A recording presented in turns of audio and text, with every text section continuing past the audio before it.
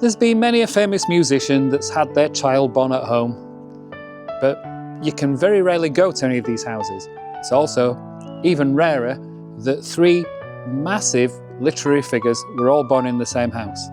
But here we are in Thornton, a little village just outside Bradford in West Yorkshire, where all three of the Bronte sisters and their brother Branwell were all born in this house. So welcome and come in.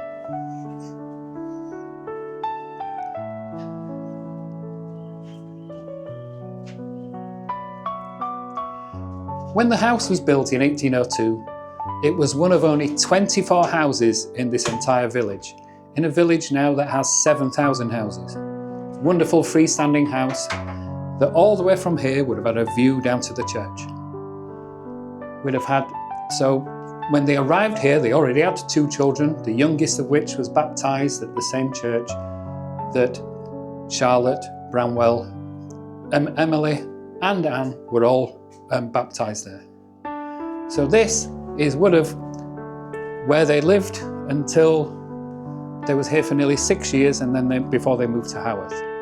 In there would have been Patrick's study, where he would have written his sermons, entertained other clergy. His wife would have been in there. But in here would have been where it would have been a big hive of activity. As you walk into here in the scullery, where the 2 nannies would have worked, they had Nancy and Sarah Garth that both worked here. When Nancy was first hired, she was 13 years old. She'd studied for a year at the Bradford School of Industry to be a nanny, and then when Branwell was born, they hired her sister Sarah, so there have been 2 nannies here. But as you walk on the floor here, you're literally walking in the footsteps of history, because these are the very same flagstones that the Brontes would have lived in rather. But in here, Nancy and Sarah would have prepared all the food, done all the laundry, looked after the children. And we have had to have a few modifications to the house to keep it like this. The fireplace itself was actually found on Facebook Marketplace for only £200, about $250, which was an absolute godsend. But it was great to have it here. And it makes it very in keeping in the house. Downstairs is the cellar that we don't go in because it may or may not be haunted. And the door to my right would have been the door that goes out to the back, where there used to be stables behind us that are no longer there. There is a house called the Bronte Stables that's not actually connected to the house. So where we will go next, we'll take you up into the nursery where the children would have played.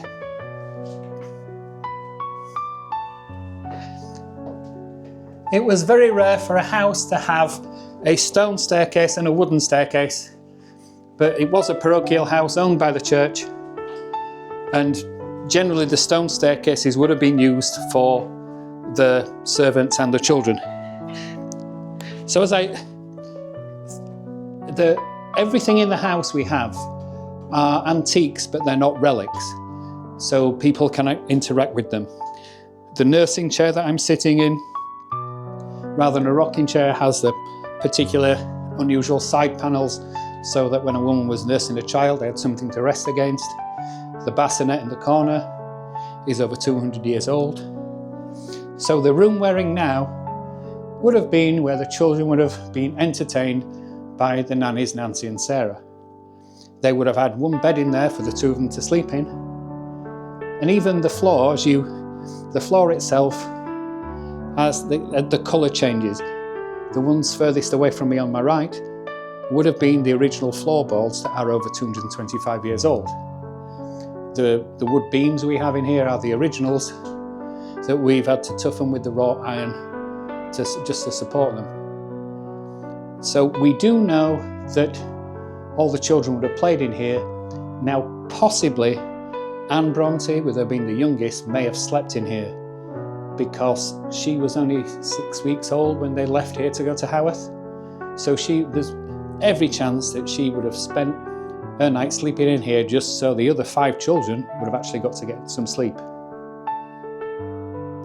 So to think, like we said, there's nowhere in the world where 3 literary figures were born. And they've produced, the books they've produced between them to think they outsold everybody else in the English language with the exception of the Bible. They've sold more than Shakespeare. I think only recently the person that's come closest is J.K. Rowling. So it just shows how popular the Brontes actually were. They're often equated to The Cure. When you look at Charlotte Bronte's first book, The Professor, nobody was really interested. It didn't sell very well, it wasn't that popular. But then years later she writes Jane Eyre, that becomes a success. So all of a sudden, The Professor became a popular book. Now, did it become popular because it was because it was Charlotte that wrote it, or did it become popular just because it was a good book on its own? You look at The Cure, their first two singles, when they were first released, they didn't chart, nobody were interested, they didn't sell very well. But then when they released The Forest, and then, ironically, Charlotte Sometimes, they became popular. They re-released the two original singles, and they became hits. And the story kind of matches.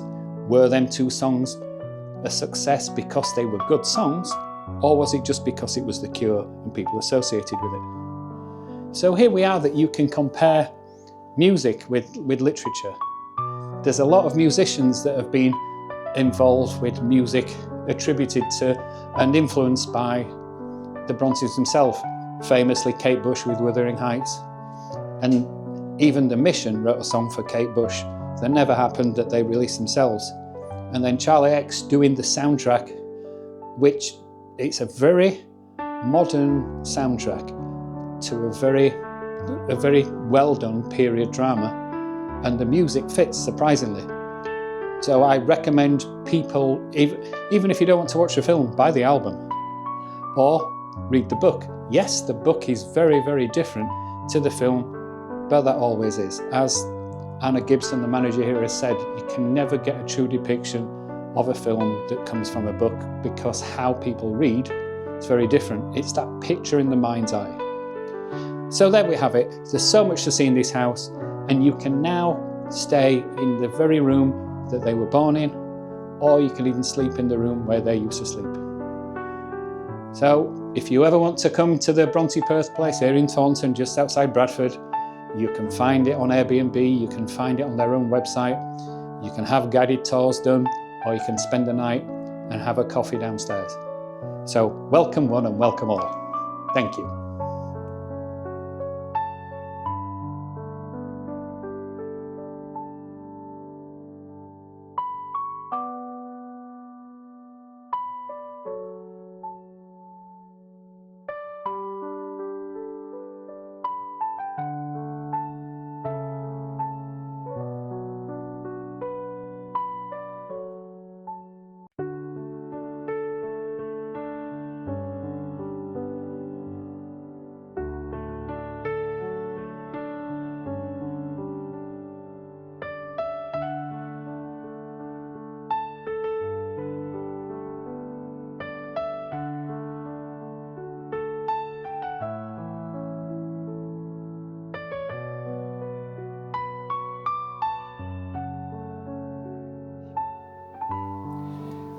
Here we are in Thornton at the Bronte Birthplace, the place where three iconic literary figures were born, with the general manager of the house, Anna Gibson. So Anna, how do you feel about working and managing such an iconic place? I still feel like someone's going to come around and say to me, I'm so sorry, it wasn't you, it was someone else. You've done a good job, but can you leave now? It is a dream come true. I think for a lot of people, they tend to read the Brontes at an early age. They come across the books, they have this massive impact on them, and then it falls into the background. But for me, they just kept cropping up. And I've lived in all sorts of different places, but I just washed up in Bradford just at the time this place was opening. And it's all kind of felt like it's fallen into line. So it's good. It's mad and it's good. I mean, the place itself now, it's like four businesses in one. I mean, people can actually stay in this wonderful bedroom that we're filming in now. There's 3 rooms you can stay in. You can do the guided tours. There's a cafe. It's got everything, and as we've had quotes, there's nowhere else in the world where 3 literary figures were born. Yeah. So, what about it yourself do you find the most appealing? For me, it's maybe even less the Bronte part of it. It's the community sense of it. I get to wake up every day and come and work with people who are incredibly passionate, incredibly driven. People come from all over the world to be here, and we get to chat to them. And obviously, it's an incredible house. It's a historic house, and everyone who walks in says how homely it feels, how it feels somewhere welcoming. But it's sat empty and unloved for a really long time, and it's like it was holding its breath waiting for this. Yeah. But it's the people, and you meet hundreds of people in a week, and some of them are absolutely bonkers, and the experience of doing that and living that is the absolute best part of this job for me, even when it's hard. I mean, even today, to show how passionate people are, as I was doing one of the guided tours, a girl asked if she could take her glasses off and put them in the cabinet with the glasses downstairs to take a photograph, just to compare the old glasses we have downstairs with her glasses that she's wearing. That's really Or cute. spectacles, if you want to call them spectacles. I do forget that there's a lot of American market that would think glasses are the things that you drink out of. But now with the massive success of the new film, and the opinions definitely divided, a lot of people in England didn't like it, a lot of people in America did. How do you think, as much as it's not a true adaptation of it, how do you think that compares to other versions of the film? I think adaptation is a very tricky word, and when you're going across genres and you're taking something that was written 200 years ago and trying to make it into something that people are going to pay and stick around to see, are you adapting it word for word, page for page, scene for scene? Because if so, it's a book with so much interiority, so much complexity and so much context that it would be probably quite crushingly dull. No adaptation has tried to lift it straight from page to screen. I think what Emerald Fennell has tried to do is capture a very specific feeling and interpretation of the book. If you look at it in those terms, it's better as an adaptation than it would be otherwise.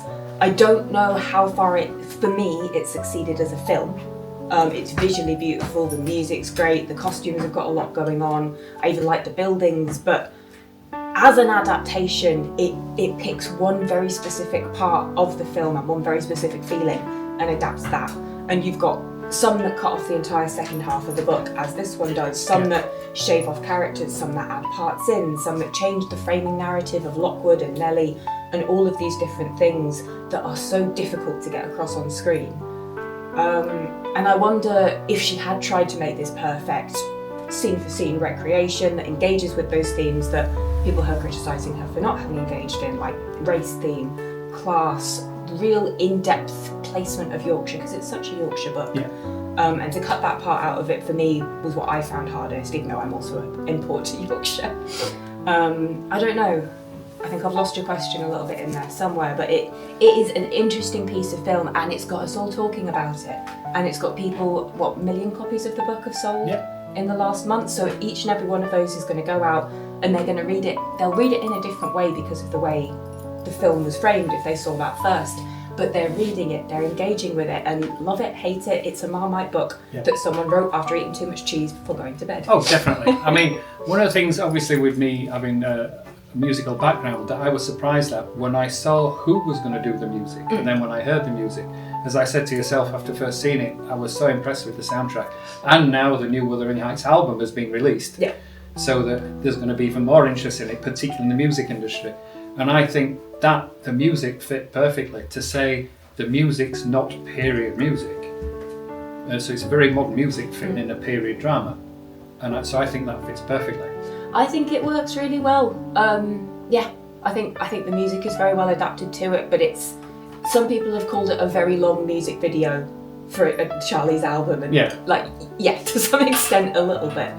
I don't know, it's great music and it fits the film very well, and it will get a whole generation of people who wouldn't have come into the cinema otherwise watching it.